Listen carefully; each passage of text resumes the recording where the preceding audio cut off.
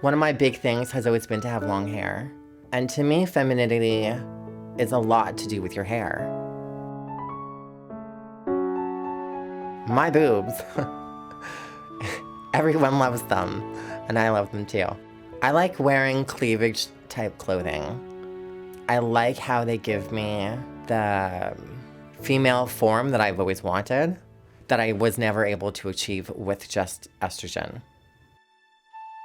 And one thing I've realized since going through my transition is that I don't need to wear makeup 24/7. I have a scar on my stomach below my belly button, and it's quite large. I was always ashamed of it, but since getting into burlesque, I have embraced the scar, and I've finally accepted that huge part on my body. My name is Lana Polson. I am a 38-year-old trans woman. I always knew that I was a female, even at a young age. I tried to dress up as a girl as much as possible, but it wasn't exactly, didn't really happen as much as I wanted it to until I think I started doing drag as a teenager. My friends always kind of knew that I was different. My parents, on the other hand, were like, don't change at our house, do it at a club.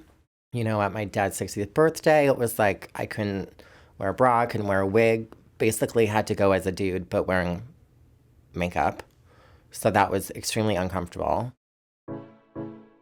I used to leave their house dressed as a boy, go on the GO train into the unisex bathroom. By the time I got downtown to Toronto, I stepped out as a girl.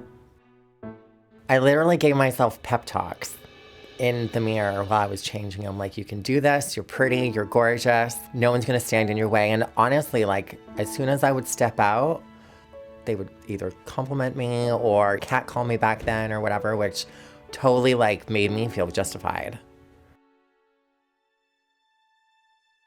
I felt like I was living two different lives. I really didn't want to take off the makeup and the hair. And the more I dressed as a female, the more I felt uncomfortable as a male. So what I did was I sat down with myself and I was like, either you do this or you're going to end up going crazy. In my early 20s, my mom and I were driving back from the barn home, and I'm like, what would you say if I said I was on hormones? And she's like, well, I don't know, are you? And I'm like, yeah. So by that point, it was like, I'm doing this. My parents back then weren't so accepting, and so it took them a really long time to come around to be the amazing parents that they are today, to fully accept who I am as their daughter.